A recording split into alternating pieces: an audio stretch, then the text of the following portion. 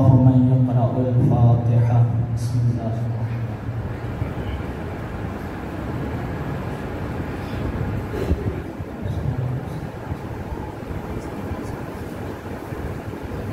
بسم الله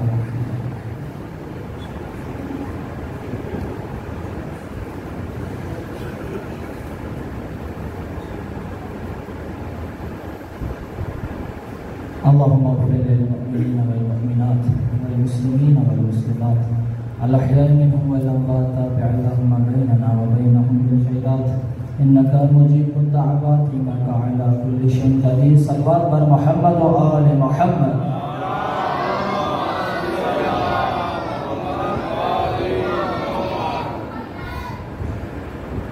لا حول ولا قوة إلا بالله العلي العظيم. حسبنا الله ونعم الوكيل، نعم المولى ونعم النصير.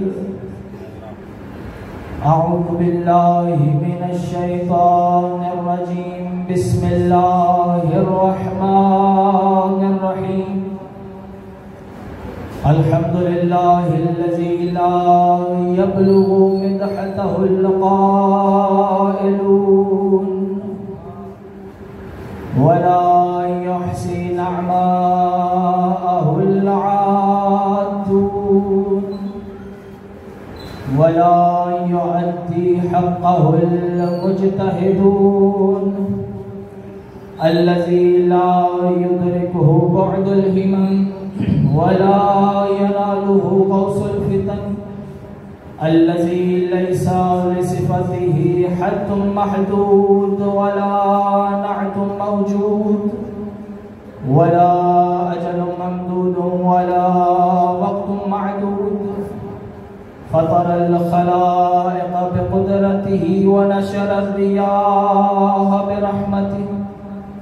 الصلاة والسلام على سيد الأنبياء والمرسلين شفيع المذنبين أنيس الغريبين رحمة للعالمين.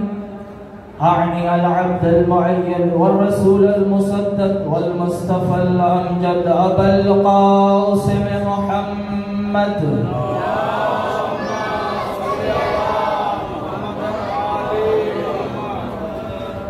والصلاة والسلام والتحية والإكرام على وزيره ووصيه وأخيه ووارثه ووارث علم الأولين والآخرين علي بن أبي طالب صلوات.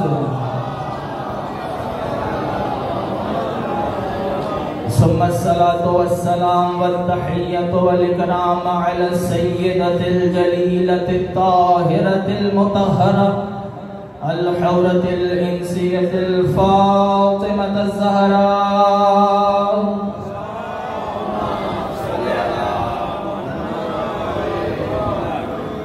واللعنة الدائمة على أعدائهم ومنكر فضائلهم ومصائبهم وولايتهم أجمعين. أما بعد فقد قال الله تبارك وتعالى في كتابه المجيد وفرقانه الحميد. بسم الله الرحمن الرحيم. يرفع الله الذين آمنوا منكم والذین اوتوا العلم درجات. صلوات بر محمد و آل محمد.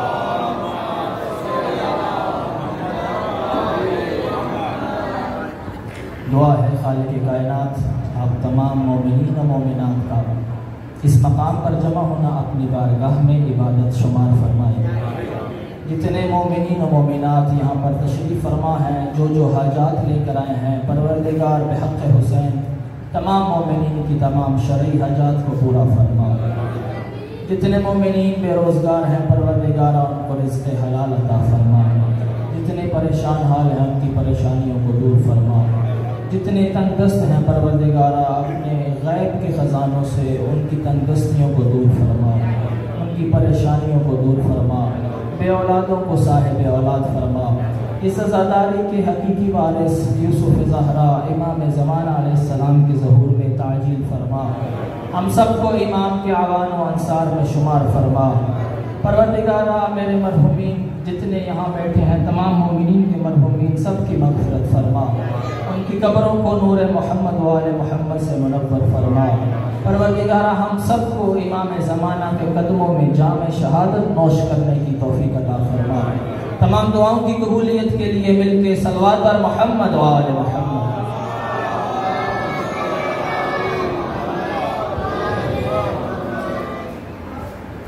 سامعین محترم، زیادہ دیر مزاحم نہیں ہونا، قبلہ تشریف فرما ہے، صرف اس لیے حاضر ہوئے ہیں کہ ہمارا بھی نام مولا کے مداح خانوں میں شمار ہو جائے۔ انشاءاللہ قبلہ تفصیلی گفتگو فرمائیں گے، کچھ دیر آپ کی توجہات کا طالب ہوں۔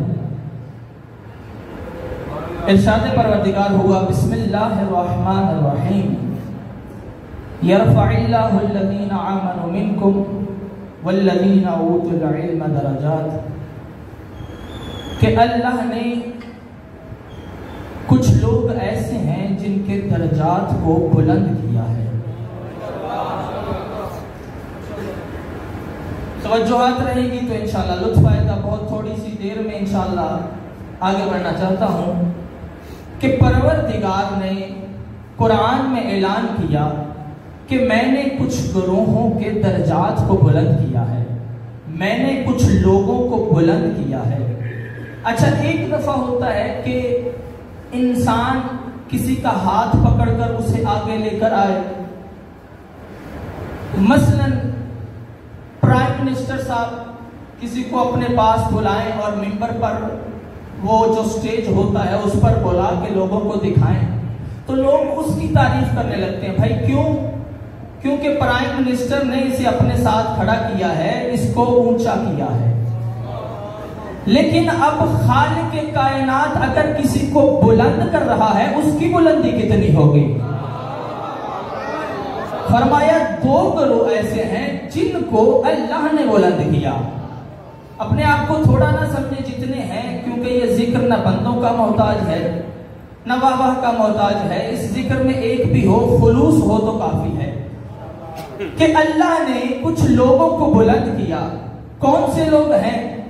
پہلے لوگ ہیں، کہا یرفع اللہ الذین آمنوا منکم، کہ تم میں سے جو ایمان والے ہیں اللہ نے ان کے رتبے کو بلند کیا ہے۔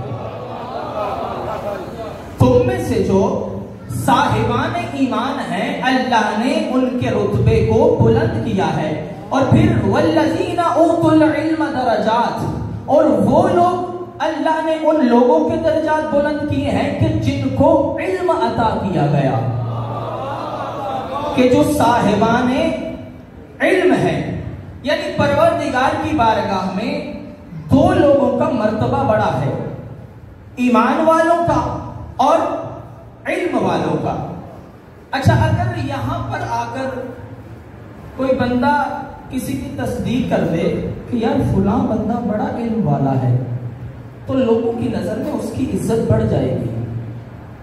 اچھا، اگر کوئی عام بندہ نہ ہو، کوئی عالم دین آ کے کہے کہ ہاں فلاں بندہ جو ہے، مثلا حافظ صاحب بیٹھے ہیں، علامہ صاحب، وہ کہہ دیں کہ فلاں بندہ علم والا ہے تو اس کی قدر و قیمت اور بڑھ جائے گی۔ توجہ فرما رہے ہیں؟ اچھا، اگر کوئی حافظ صاحب کا میرا بھی استاد آ کر کہہ دے کہ فلاں بندہ صاحب علم ہے، اس کی عزت میں اور اضافہ ہو جائے گا۔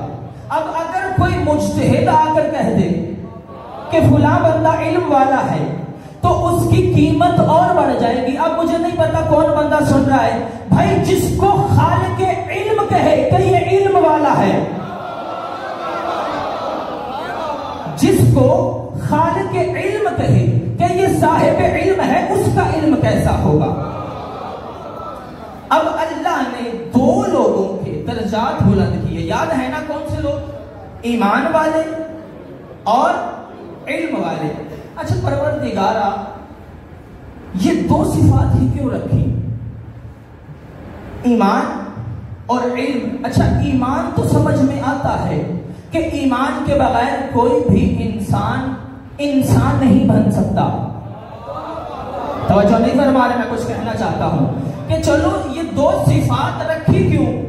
ایمان اور علم. ایمان تو سمجھ میں آتا ہے بھائی، ایمان کے بغیر بات نہیں بنتی. جب تک ایمان نہیں لاؤ گے تب تک دائرہ اسلام میں نہیں آؤ گے. ایمان نہیں لاؤ گے جنتی نہیں بنو گے. ایمان نہیں لاؤ گے معصوم کے مقرب نہیں بنو گے. ایمان نہیں لاؤ گے اللہ کے مقرب نہیں ہوگے. بھائی ایمان سمجھ میں آ گیا. یہ علم کی صفت کو کیوں رکھا؟ پروردگار یہ بھی تو کہہ سکتا تھا کہ میں نے دو لوگوں کے درجات کو بلند کیا. ایک ایمان والے ہیں، دوسرے دولت والے. یہ بھی تو کہہ سکتا تھا ایک ایمان والے دوسرے تخت والے. یہ بھی کہہ سکتا تھا کہ ایک ایمان والے دوسرے حکومت والے. توجہ نہیں فرما رہے. پروردگارہ علم کی صفت کو کیوں رکھا؟ اس نے کہا میں بتانا یہ چاہتا ہوں کہ ایمان آ جاتا ہے. علم حاصل کرنے کے لیے انسان کو کوشش کرنی پڑتی ہے. بھائی چھین جھپٹ کے حکومت تو لے سکتے ہو، علم نہیں لے سکتے.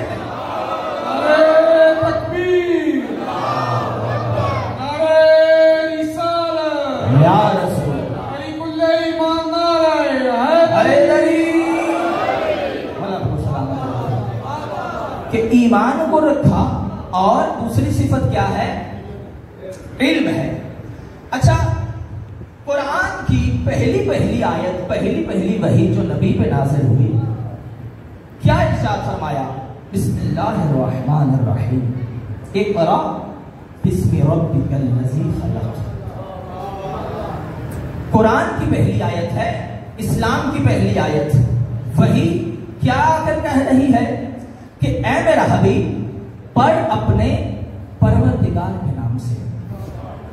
اقرأ بسم ربک الذی خلق. وہ کون سا پروردگار، کیسا پروردگار کہ جو خلق کرنے والا ہے. اب مجھے تفصیل میں نہیں جانا، میں اپنے موضوع کے ساتھ رہوں گا. یہ پھر انشاءاللہ کبھی موقع ملا تو بیان کریں گے کہ یہاں پر یہ کیوں کہا گا پڑھ اپنے پروردگار کے نام سے. بِاسْمِ رَبِّكَ الَّذِي خَلَقَ. یہ بات میں سے اقرأ بِاسْمِ رَبِّكَ الَّذِي خَلَقَ. کیا کہا؟ پڑھ اپنے پروردگار کے نام سے جو خلق کرنے والا ہے. اچھا، جب یہ آیت آئی تو یہ آیت سنانی کن کو تھی؟ یہ آیت نبی نے کس کے سامنے پڑھنی تھی؟ پڑھنی تھی مشرکین کے سامنے، پڑھنی تھی کافروں کے سامنے. یہ آیت پڑھنی تھی منافقوں کے سامنے. پروردگارہ اسلام کی پہلی آیت، قرآن کی پہلی آیت، سامنے کافر ہیں، سامنے مشرک ہیں. ہونا تو یہ چاہیے تھا کہ پروردگارہ پہلی آیت میں کسی تلوار کا تذکرہ کرتا. بھائی سامنے مشرک ہیں، منافق ہیں، ماننے کو نہیں. صادق اور امین مان رہے ہیں لیکن رسول نہیں مانتے. صادق اور امین مان رہے ہیں لیکن اس کی بات نہیں مانتے کہ کل لا الہ الا اللہ. پروردگارہ اسلام کی پہلی آیت ہے، سامنے مشرک ہے، سامنے کافر ہے. کسی تلوار کا تذکرہ کرتا، کسی جنگ کا تذکرہ کرتا. بھائی لڑائی جو ہونی تھی کافروں سے، مشرکوں سے، تو تلوار کی باتیں ہوتی. پروردگار نے کہا نہیں، میں خالق عقل ہوں، قانون میرا ہے، دین میرا ہے، اسلام میرا ہے، تو آئین بھی میرا ہوگا. میں پہلی آیت میں علم کی بات کر رہا ہوں، پہلی آیت میں قرآن میں پڑھنے اور پڑھانے کی باتیں کر رہا ہوں. یعنی پروردگار کہتا ہے میں بتانا یہ چاہتا ہوں کہ وہ جو کہتے ہیں کہ فلاں کے دور میں تلوار سے بڑے مسلمان ہوئے، فلاں کے دور میں بھائی جنگوں میں فلاں کی تلوار نے بڑے مسلمان کیے. پروردگار کہتا ہے میں بتانا چاہتا ہوں کہ کسی کی تلوار سے اسلام نہیں پھیلا بلکہ آل محمد کے علم سے اسلام پھیلا.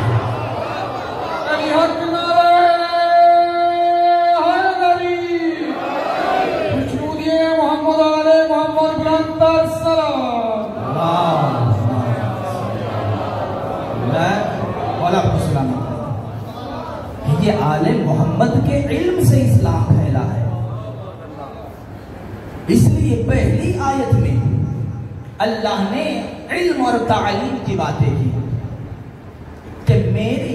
اور پھر ایک اور آیت میں پروردگار نے کہا شاہد اللہ انہ لا الہ الا ہو، اللہ اپنی توحید کی گواہی دیتے ہوئے کہتا ہے کہ میں گواہی دیتا ہوں، اللہ گواہی دیتا ہے کہ اس کے سوا کوئی معبود نہیں۔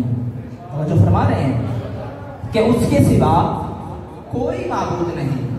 شاہد اللہ انہ لا الہ الا ہو والملائکۃ واولو العلم قائما بالقسط، کہ ایک اللہ گواہ ہے اس کی توحید کا، اور ایک اس کے ملائکہ گواہ ہیں، اور ایک وہ صاحبان علم اللہ کی توحید کے گواہ ہیں جن کی گواہیاں عدالت پر مبنی ہیں۔ توجہ فرما رہے ہیں؟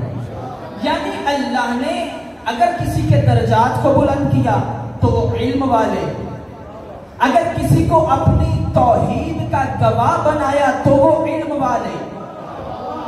یعنی اللہ بار بار علم کا تذکرہ کر رہا ہے۔ اور پھر دیکھیں، علم کوئی عام شے نہیں۔ جب معصوم سے پوچھا گیا کہ مولا علم کیا ہے تو امیر کائنات ارشاد فرماتے ہیں، صلوات پڑھیے مولا کی ذات پر،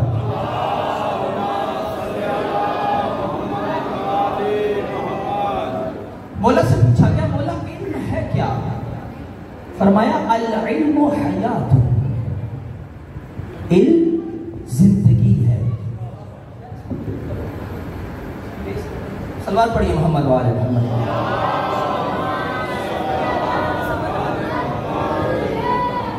مولا سے پوچھا علم کیا ہے؟ فرمایا علم زندگی ہے، والجہل ممات، اور جہالت موت ہے۔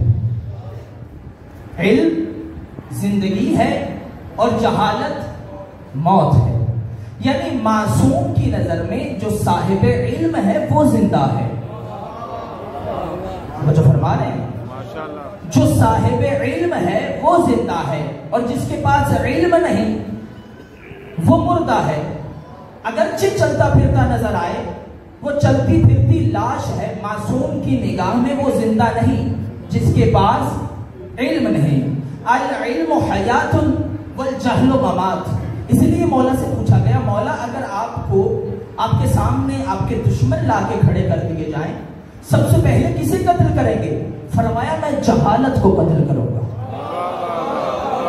اور یہی سبب ہے مولا نے کہا کہ ہمارا چاہنے والا جاہل نہیں ہوتا۔ ان پڑھ اور جاہل میں فرق ہے، جاہل نہیں ہوتا۔ تو علم کیا ہے؟ زندگی ہے، اور جہالت کیا ہے؟ بولو ذرا بھائی، میرے ساتھ پریشان کیوں ہو گئے؟ علم زندگی ہے، جہالت موت ہے۔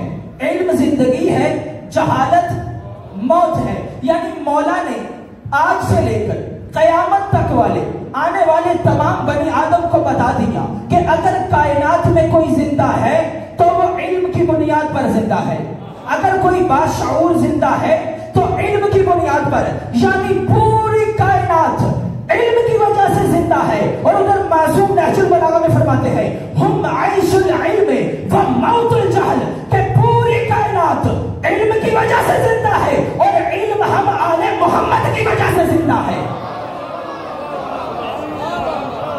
دونوں ہاتھ بلند کر لینا، حیدری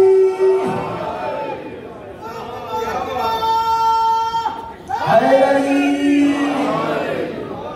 فرمایا پوری کائنات علم کی وجہ سے زندہ ہے، اور علم ہم آل محمد کی وجہ سے زندہ ہے۔ ہم ہیں جو علم کی زندگی ہیں، ہم ہیں جو جہالت کے لیے موت بن کر آئے۔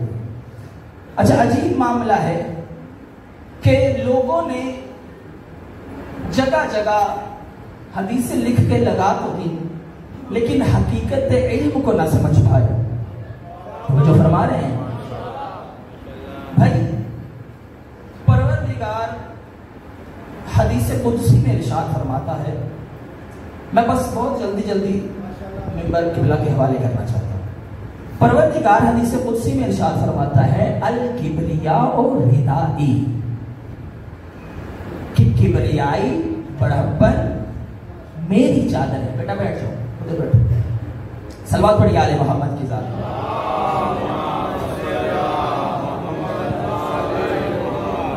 کیا فرمایا؟ الکبریاء ردائی، توجہ میری طرف رہے، الکبریاء ردائی کہ بڑھپن، تکبر، بڑھائی میری چادر ہے، اور اللہ کو پسند نہیں کہ بندوں میں سے کوئی تکبر کرے۔ جو نہیں فرما رہے، اللہ کو بالکل پسند نہیں ہے کہ بندوں میں سے کوئی بڑپن، کوئی کبریائی، کوئی تکبر کا اظہار کرے۔ یہی سبب ہے کہ اللہ نے جب حضرت موسیٰ کو کتاب کا علم عطا کیا، توجہ ہے مومنین، کہ اللہ نے جب حضرت موسیٰ کو کتاب کا علم دے دیا تو علماء لکھتے ہیں کہ حضرت موسیٰ نے یہ سوچا کہ اب تو میرے پاس اللہ نے آسمانی کتاب کا مجھے علم دے دیا ہے، اب میرے پاس کتاب کا علم ہے، کیا اس کائنات میں مجھ سے بڑا کوئی عالم ہو سکتا ہے؟ جب حضرت موسیٰ کو اللہ نے کتاب کا علم دیا، اظہار نہیں کیا، صرف خیال آیا، تصور میں سوچا کہ اب تو اللہ نے آسمانی کتاب کا علم مجھے دے دیا، کیا اب مجھ سے بڑا کوئی عالم ہو سکتا ہے؟ تو اللہ نے موسیٰ کو جھنجھوڑنے کے لیے یہ کہا کہ اے موسیٰ، جاؤ دریاؤں کا سفر کرو، مجمع البحرین جہاں دو دریا مل رہے ہوں گے اس جگہ پر تجھے میرا ایک عبد صالح ملے گا، اے موسیٰ جا کے اس سے علم لے لے۔ میں کچھ کہنا چاہتا ہوں کہ حضرت موسیٰ نے صرف سوچا تو اللہ نے حضرت موسیٰ کو شاگرد بنا کے اپنے عبد صالح کے پاس بھیج دیا۔ اب قرآن کہتا ہے، سورہ کہف میں یہ واقعہ موجود ہے، بچے کے ذہن میں ہے، میں جلدی سے گزرنا چاہتا ہوں۔ حضرت موسیٰ نے سفر کرنا شروع کیا، اس مقام پر آئے کہ جہاں پر دو دریا مل رہے تھے، وہاں پر ایک عبد سے، اللہ کے بندے سے ملاقات ہوئی، جس کو روایات میں کہا گیا ہے حضرت خضر۔ حضرت خضر کے پاس اللہ نے موسیٰ کو شاگرد بنا کے بھیجا کہ اے موسیٰ جا کے میرے بندے سے علم لے لے۔ اب حضرت موسیٰ کے ذہن میں خیال تو آیا ہوگا نا کہ جب مجھے اللہ نے کتاب کا علم بھی دے دیا، میں اللہ کا اولو العزم پیغمبر بھی ہوں، میں بھی اگر اتنا بڑا عالم نہیں تو جس کے پاس مجھے بھیج رہا ہے وہ کتنا بڑا عالم ہوگا۔ بھائی خیال تو آیا ہوگا نا کہ جب میں شاگرد ہوں تو جس کے پاس استاد بنا کے بھیجا ہے وہ کتنا بڑا عالم ہوگا۔ اب روایت کہتی ہے کہ حضرت موسیٰ چلتے چلتے اس جگہ پر آئے، حضرت خضر سے ملاقات ہوئی۔ اب جو باتیں ہوئی وہ ایک لمبا واقعہ ہے، وہ اس طرف میں نہیں جا سکتا۔ حضرت خضر اور حضرت موسیٰ دونوں باتیں کر رہے تھے۔ روایت کہتی اتنے میں ایک چھوٹا سا پرندہ نمودار ہوا، توجہ آخری بندے تک، اتنے میں ایک چھوٹا سا پرندہ نمودار ہوا، اس نے اس دریا میں سے اپنی چونچ میں ایک قطرہ لیا اور آ کے حضرت خضر سے بات کرنے لگا۔ حضرت خضر نے کہا موسیٰ جانتا ہے یہ کیا کہہ رہا ہے؟ کہا اے اللہ کے بندے میں نہیں جانتا، اے اللہ کے استاد، اے میرے استاد میں نہیں جانتا کہ یہ پرندہ کیا کہہ رہا ہے۔ حضرت خضر نے کہا موسیٰ سن، یہ پرندہ کہہ رہا ہے رب السماوات والارض وما علمکما من علم آل محمد، کہ اے موسیٰ و خضر تم دونوں کا علم آل محمد کے سامنے ایسے ہے جیسے میری چونچ میں یہ قطرہ دریا کے سامنے۔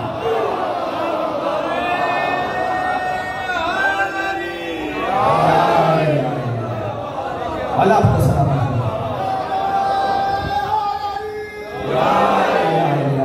اللہ آپ کو سلامت رکھے کہ تم دونوں کا علم آل محمد کے سامنے ایسا ہے جس طرح میری چونچ میں یہ قطرہ دریا کے سامنے ہے۔ اب موسیٰ توجہ، موسیٰ فقط سوچے کہ اب مجھ سے بڑا عالم کوئی نہیں۔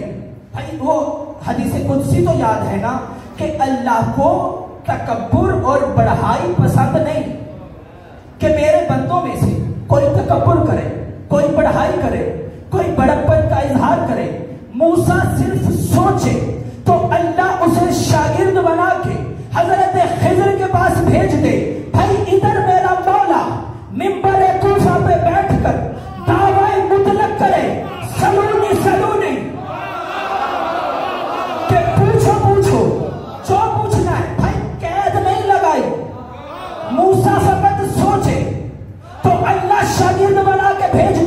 علی ادھر بیٹھ کے دعوی مطلق کرے تو اللہ جبریل کو شاگرد بنا کے بھیج دے. کھلے والا اور ہے نہیں. اللہ آپ کو سلامت رکھے کہ موسیٰ صرف سوچے تو اللہ شاگرد بنا کے بھیج دے. اور ادھر میرا علی مولا، ولیوں کا ولی مولا، نبیوں کا مولا، منبر کوفہ پہ بیٹھ کے دعوی مطلق کرے کہ پوچھو جو پوچھنا چاہتے ہو. بھئی یہی تو ارمان تھا نا میرے مولا کا کہ جتنا علی کا علم تھا کسی نے سوال نہیں کیا. جو پوچھنا چاہتے ہو. اچھا کس کے پاس شاگرد بنا کے بھیجا؟ حضرت خضر کے پاس. روایت کہتی ہے کہ میرے نبی مسجد نبوی میں تشریف فرما تھے. توجہ ہے آپ سب کی؟ میرا نبی مسجد نبوی میں بیٹھا ہے. اتنے میں صحابہ کا مجمع ہے. ساتھ میں نبی کے پاس ایک 4 سال کا بچہ بیٹھا ہے. روایت کہتی ہے کہ اتنے میں مسجد نبوی کے دروازے سے ایک سفید ریش بزرگ داخل ہوئے اور وہ صحابہ کی صفوں کو چیرتے ہوئے نبی کے سامنے آئے اور کہا یا رسول اللہ میرے کچھ سوال ہیں.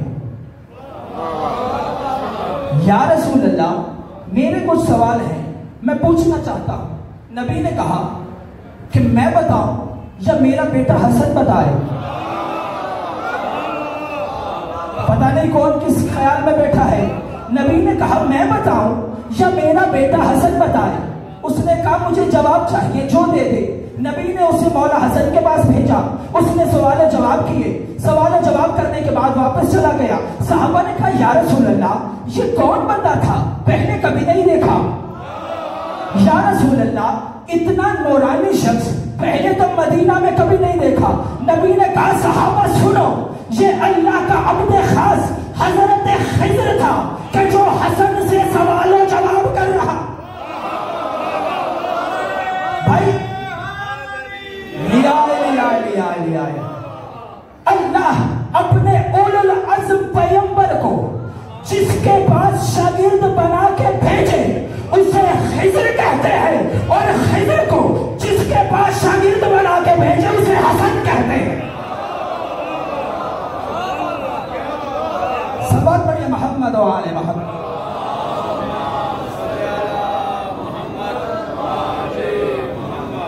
آخری روایت آپ کی زحمت تمام. یہ ہے آل محمد کا علم. العلم حیات، علم زندگی ہے. والجہل ممات، والجہل ممات. علم زندگی ہے، جہالت موت ہے.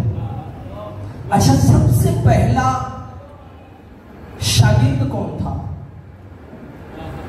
سب سے پہلے کس نے پڑھنا پڑھانا شروع کیا؟ اگر توجہ ہو آخری روایت آپ کی زحمت تمام کے بلا کے حوالے میں میں کرنا چاہتا ہوں. روایت کہتی ہے کہ مسجد نبوی میں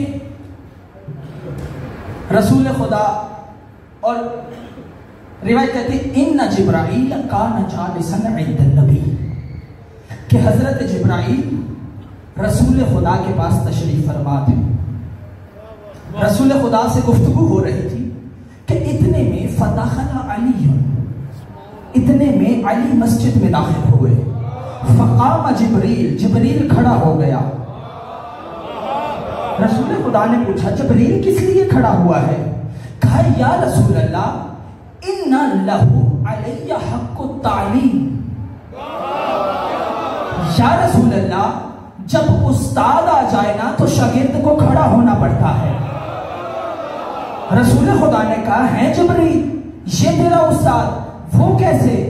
کہا یا رسول اللہ خلقنی اللہ، اللہ نے جب مجھے خلق کیا نا فسألنی، تو اس نے مجھ سے پوچھا من انتا وما اسمک وما انا وما اسمی، بتا تو کون ہے، تیرا نام کیا ہے، میں کون ہوں، میرا نام کیا ہے. جبریل کہتا فتحیرت فی الجواب یا رسول اللہ، میں پریشان ہو گیا کہ کیا جواب دوں، کہ جب اللہ نے مجھ سے پوچھا تو کون ہے، تیرا نام کیا ہے، میں کون ہوں، میرا نام کیا ہے. یا رسول اللہ میں پریشان ہو گیا، جواب دوں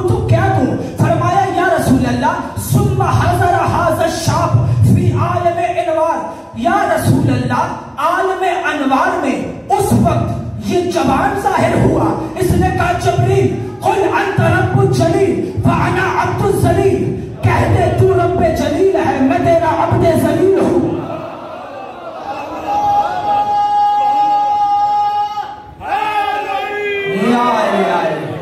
کہا یا رسول اللہ عالم انوار میں اس وقت اس جوان نے مجھے پڑھایا کہ کہہ دے قل انت رب الجلیل واسمک الجمیل وانا عبد الذلیل واسمی جبرائیل، تو رب جلیل ہے، تیرا نام جمیل ہے، میں تیرا عبد ذلیل ہوں، میرا نام جبریل ہے. اب پتہ چلا جبریل کا نام جبریل کس نے رکھا؟ رسول خدا نے پوچھا ہے جبریل اچھا یہ تو بتا تیری عمر کتنی ہے؟ کم عمر کا یا جبریل؟ فرمایا تیری عمر کتنی ہے؟ جبریل کہنے لگا یا رسول اللہ عرش الہی پر ہر 70,000 سال کے بعد ایک ستارہ نمودار ہوتا ہے، میں نے اس ستارے کو 70,000 مرتبہ دیکھا ہے.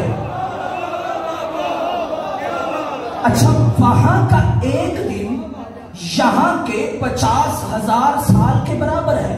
یہ میں نہیں کہہ رہا، روایت کے جملے ہیں، قبلہ میرے تائید فرمائیں گے کہ وہاں کا نوری ایک دن، امام صادق فرماتے ہیں یہاں کے 50,000 سال کے برابر. رسول خدا نے پوچھا جبریل تیری عمر کتنی ہے؟ حضرت جبریل کہتے ہیں یا رسول اللہ عرش الہی پر ہر 70,000 سال کے بعد ایک ستارہ نمودار ہوتا ہے، میں نے اس ستارے کو 70,000 مرتبہ دیکھا ہے. رسول اللہ نے کہا جبریل اگر یہاں پہ تجھے وہ ستارہ دکھاؤں پہچان جاؤ گے؟ کہا یا رسول اللہ کیوں نہیں پہچانوں گا بھائی، 70,000 مرتبہ دیکھا. نبی نے اپنے روح کو موڑا، کہا یا علی خذ الامامۃ من جبہتک، اے علی اپنی پیشانی سے امامہ ہٹا، جبریل کو وحی نور دکھا دے.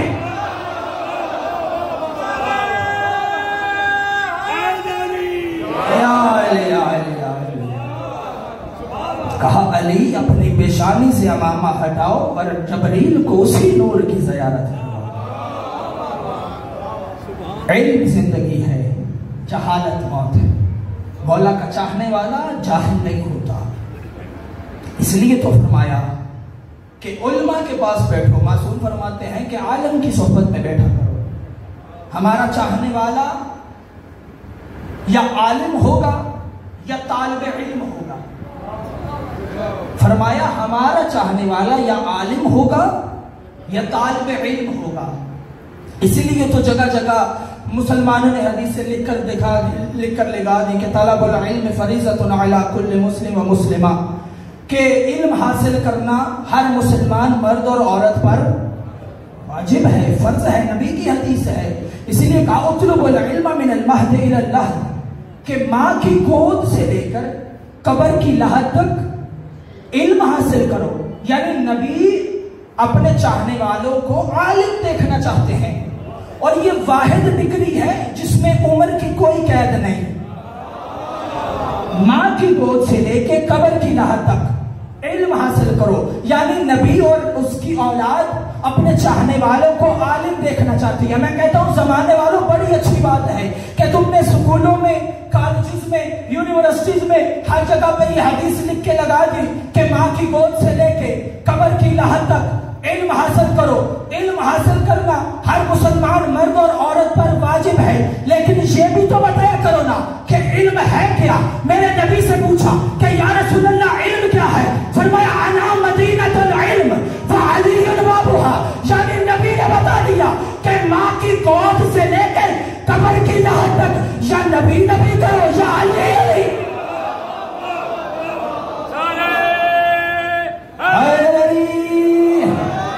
اللہ آپ کو سلامت. اور یہی علم پہنچانے حسین کربلا میں آئے.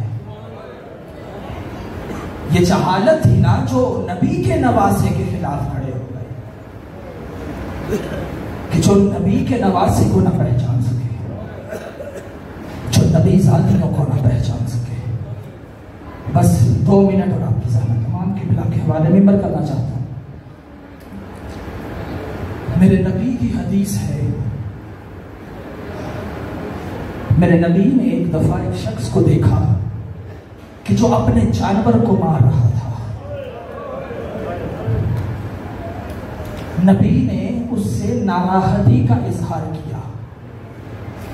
کہا جب تک ضرورت نہ ہو جانور کو بھی نہ مارو، اور اگر مارنا پڑے نا، میرے نبی نے کہا اگر مجبوری کے طور پہ مارنا پڑے تو کوشش کرنا جانور کے بھی منہ پر نہ مارنا. اللہ آپ کی اس ہائے کو قبول کرے. کہا کوشش کرنا کہ جانور کے بھی منہ پر نہ مارنا. کیوں یا رسول اللہ؟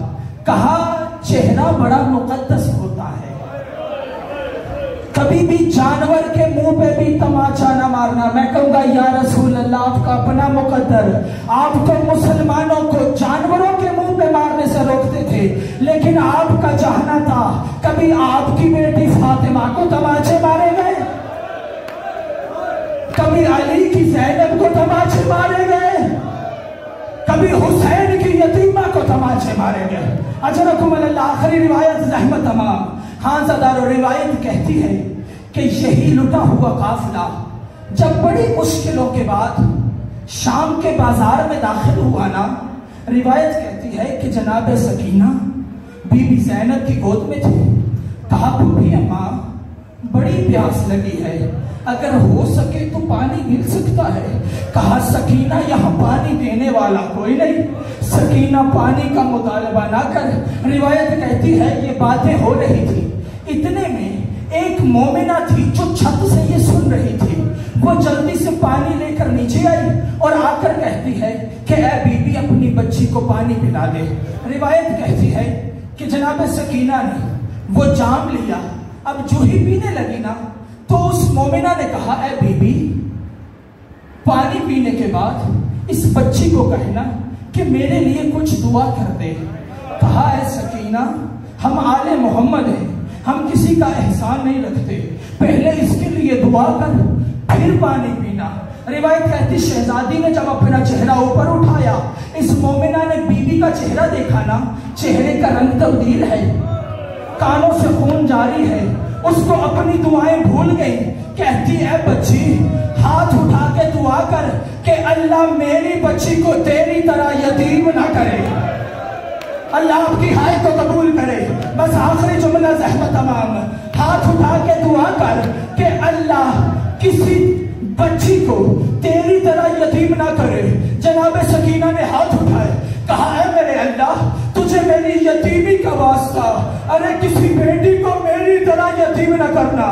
اب اس مومنہ نے کہا کہ اے بچی اے بی بی ایک دعا کر کہ اللہ مجھے میرے آقا مدینہ میں میرے آقا سے ملا دے.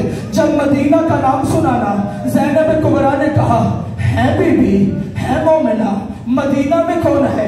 کہا میرا آقا حسین، میرا مولا عباس، ارے میری آقا زادی وہاں پر موجود ہے. دعا کرو کہ مرنے سے پہلے میں ایک دفعہ مدینہ چلی جاؤں. کہا اے بی بی بتا تو صحیح کہ مدینہ میں جا کے کیا کرے گی؟ کہا مدینہ میں اپنی آقا زادی کو سلام کروں گی، اپنی آقا زادی سے ملنے جاؤں گی.